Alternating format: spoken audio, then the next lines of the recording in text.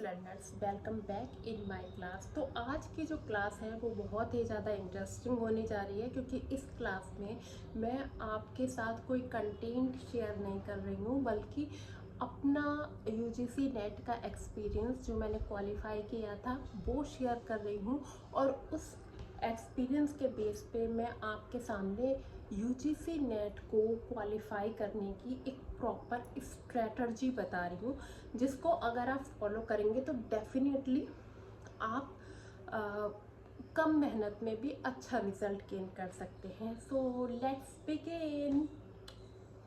सो यहाँ पर जो 8 पॉइंट्स हैं वो मैं देने जा रही हूँ, जो कि मैंने अपने यूजीसी नेट के एग्ज़ाम में फॉलो किए थे during the preparation and during the exam.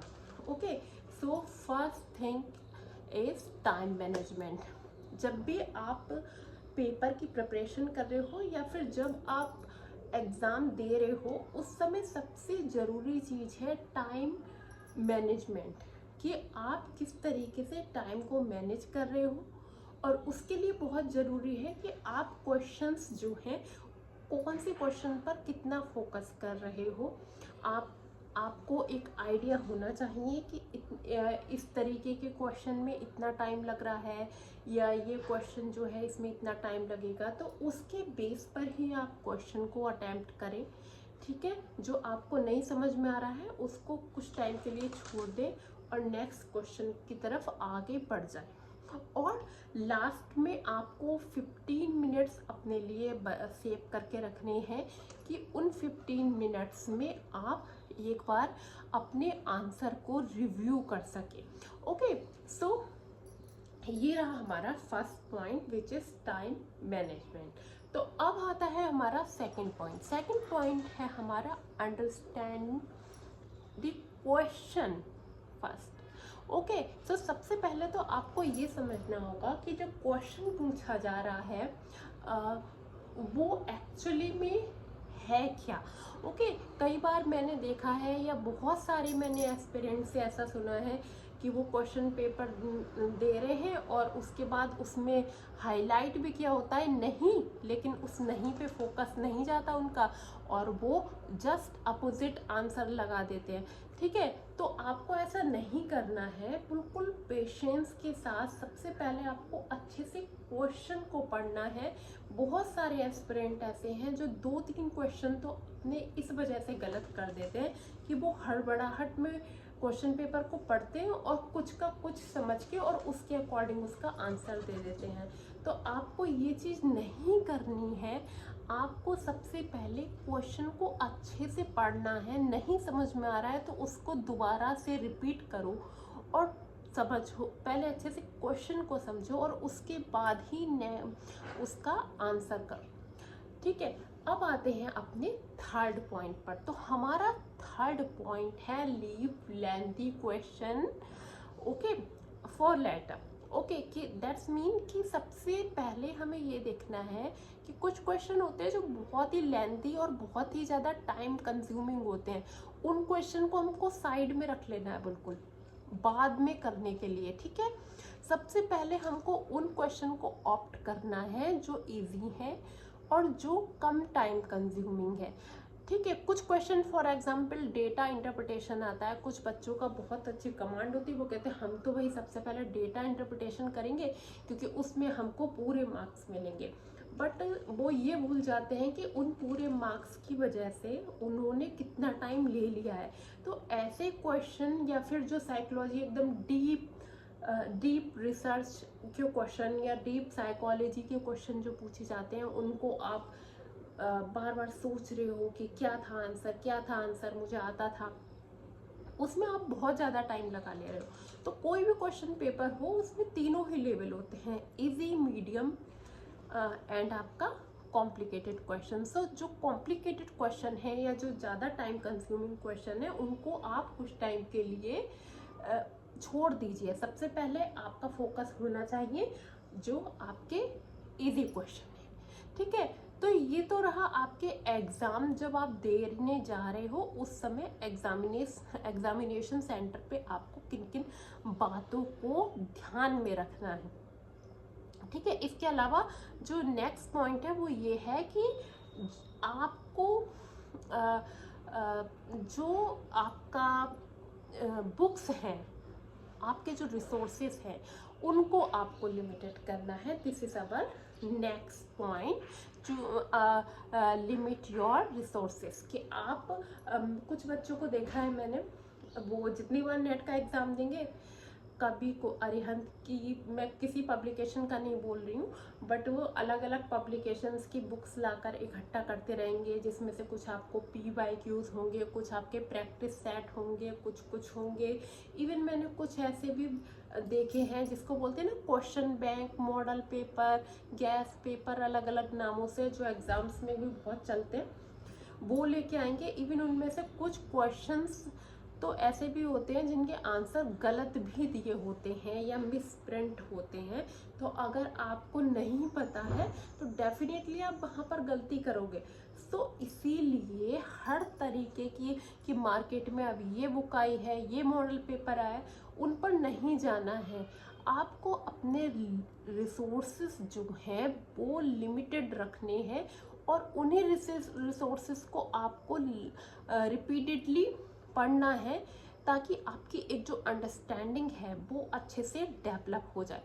इसी पर बेस्ड है हमारा नेक्स्ट पॉइंट। अब हमारा 5th पॉइंट जो है, चूज गुड बेस बुक। आप जो बेस बुक चूज करने जा रहे हो वो आपकी सबसे अच्छी होनी चाहिए। आपको पढ़कर आइडिया लग जाएगा कोई भी बुक का, जिसकी लैंग्वेज इजी हो, जो आप इजीली अंडरस्टैंड कर पा रहे हो, जिसमें आपको जो कंटेंट चाहिए वो अवेलेबल है। ऐसी बुक को आप चूज़ करिए। कुछ और ऐसा है, फॉर एग्जांपल आप रिसर्च मैथोलॉजी पढ़ रहे हो, तो ये नहीं है कि रिसर्च मैथोलॉजी एक पढ़ने के लिए आपने उसके लिए 10 बुक्स अलग अलग निकाली हुई हैं। आप कोई एक बेस बुक लीजिए और उसी से अपनी जो स्टडी है वो पढ़िए। और ऐसा भी नहीं है कि YouTube पे UGC नेट का बहुत सारा कंटेंट है तो आप लगे हुए हैं, ये चैनल स्क्रॉल कर, वो चैनल स्क्रॉल कर। आपको उसमें भी बिल्कुल एकदम फोकस्ड रहना है कि कौन YouTube पर भी आपको अच्छा कंटेंट प्रोवाइड कर रहा है। एक ही चीज़ को 10 अलग अलग वीडियोस में देखना मतलब आपका टाइम वेस्ट करना है। तो बुक्स के साथ भी और YouTube या अदर रिसोर्सेज के साथ भी आपको ये सेम फॉर्मूला अप्लाई करना है। उसके बाद नेक्स्ट आता है हमारा PYQs। कोई भी एग्ज़ाम हो, PYQs हमेशा बहुत इम्पोर्टेंट होते हैं। हालांकि 1 या 2 क्वेश्चन ऐसे हो सकते हैं जो UGC रिपीट करता है, बट जो क्वेश्चन का नेचर होता है या जो क्वेश्चन का कंटेंट वो पूछ रहा है, वो घुमा फिरा कर दूसरी लैंग्वेज में या उसी से रिलेटेड कुछ ना कुछ पॉइंट UGC आपसे पूछता है। तो आपको ये चीज़ अच्छे से समझनी चाहिए कि जो PYQs हैं वो कहीं ना कहीं बहुत ही हेल्पफुल होते हैं आपके पेपर की नेचर को समझने के लिए। हमारा 7th पॉइंट है रिसर्च मैथोलॉजी। ओके, अब रिसर्च मैथोलॉजी का क्या है पॉइंट? रिसर्च मैथोलॉजी का पॉइंट आपका ये है कि आप जब फर्स्ट पेपर और सेकंड पेपर की तैयारी करते हो तो उसमें आप देखते हो कि रिसर्च मैथोलॉजी का आपको क्वेश्चन आना ही आना है, और डेफिनेटली आना है, क्योंकि आप UGC नेट आपसे ये उम्मीद करता है कि आप एक रिसर्च स्कॉलर बनना चाहते हो। तो जो फंडामेंटल थिंग्स हैं, फंडामेंटल पॉइंट्स हैं रिसर्च से रिलेटेड, मैथोलॉजी से रिलेटेड, वो आपको डेफिनेटली आते होंगे। तो उसी के आधार पर आपसे वो रिसर्च मैथोलॉजी से रिलेटेड क्वेश्चन पूछता है। और इसमें आपको फ़ायदा ये होता है कि पेपर 1 और पेपर 2 दोनों में ही रिसर्च मैथोलॉजी से रिलेटेड क्वेश्चन आते हैं, स्पेशली एजुकेशन स्ट्रीम से अगर आप देने जा रहे हैं पेपर।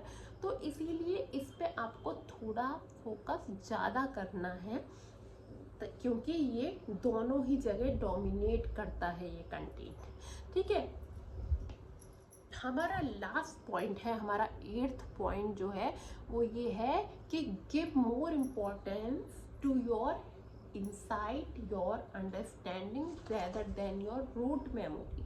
Okay, so देखिए यूजीसी के क्वेश्चन का जो नेचर होता है वो इस तरीके का होता है कि आपसे वो कोई क्वेश्चन डायरेक्ट नहीं करता है।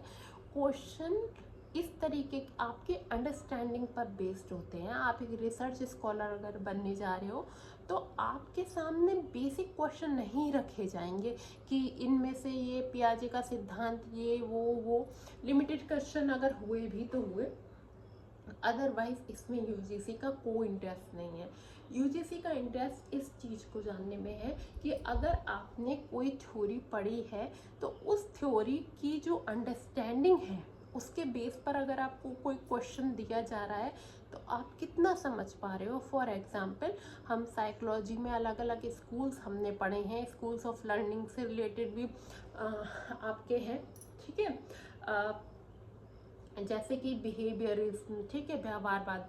अब व्यवहारवाद में जो स्कूल्स ऑफ लर्निंग आपका ये है, इसमें कुछ व्यवहारवाद से कनेक्शन थ्योरी के बारे में बात की जा रही है अगर, ठीक है, तो आपसे डायरेक्ट क्वेश्चन ना करके इनडायरेक्ट क्वेश्चन कनेक्शन थ्योरी से रिलेटेड किया गया, ठीक है। तो अब आपको डिस्क्रिमिनेट करना पड़ेगा कि थॉर्नडाइक की थ्योरी से ये जो बिहेवियरिज्म की थ्योरी है वो किस तरीके से अलग है, ठीक है। आपको पता होना चाहिए कौन कौन उसके मेन फाउंडर और फॉलोअर्स थे, वो आपको पता होना चाहिए, क्योंकि जो फॉलोअर और फाउंडर्स हैं उनकी जो थ्योरी है वो सेम होगी जो बिहेवियरिज्म की थ्योरी है। तो इस तरीके से आपके कई सारे क्वेश्चन एक साथ सॉल्व हो जाते हैं। तो आपको रट्टाफिकेशन नहीं करना है, पॉइंट वाइज पॉइंट नहीं पढ़ना है, बल्कि आपको एक अच्छी अंडरस्टैंडिंग डेवलप करनी है कि मैं स्कूल ऑफ बिहेवियरिज्म पढ़ रहा हूँ, इसके ये फाउंडर्स हैं, ये फॉलोअर्स हैं। तो अगर उन फॉलोअर्स या फाउंडर्स से रिलेटेड भी कोई क्वेश्चन आता है तो क्योंकि मैं जानता हूँ कि ये किस स्कूल को बिलोंग करते हैं, तो इनकी थिंकिंग या इनकी जो थ्योरी है वो किस डायरेक्शन में जाएगी, डेफिनेटली बिहेवियरिज्म के थ्योरीज पर, प्रिंसिपल्स पर जाएगी। तो ये चीज़ आपको तभी आएगी जब आप एक इंसाइट डेवलप कर सकें, आपकी अंडरस्टैंडिंग अच्छी हो। और रट्टाफिकेशन और पॉइंट टू पॉइंट पढ़ने से ऐसा पॉसिबल नहीं है। सो ये कुछ ऐसे पॉइंट्स हैं, 8 पॉइंट्स हैं जो मैंने अपने यूजीसी नेट के एग्ज़ाम में फॉलो किए थे और बहुत ही अच्छी परसेंटेज के साथ, मैं बहुत ही प्राउडली बोल सकती हूँ कि बहुत ही अच्छी परसेंटेज के साथ मैंने अपना नेट एग्ज़ाम क्वालिफाई किया था। सो आई होप कि ये जो मेरी स्ट्रेटजी है नेट क्वालिफिकेशन की वो आप लोगों को भी पसंद आएगी, आप लोगों के लिए हेल्पफुल रहेगी। अगर आपके मन में कोई और क्वेश्चन है या आप कुछ और भी पूछना चाहते हैं रिसर्च मेथोलॉजी से रिलेटेड, एजुकेशन से रिलेटेड या स्ट्रेटजी या नेट से रिलेटेड, तो डेफिनेटली मुझे कमेंट बॉक्स में बताइए ताकि मैं उससे रिलेटेड वीडियो बना सकूं। आई होप कि मेरा आज का वीडियो आप सभी के लिए बहुत हेल्पफुल रहा होगा। So thank you for watching. Please like, share and subscribe my channel. Thank you.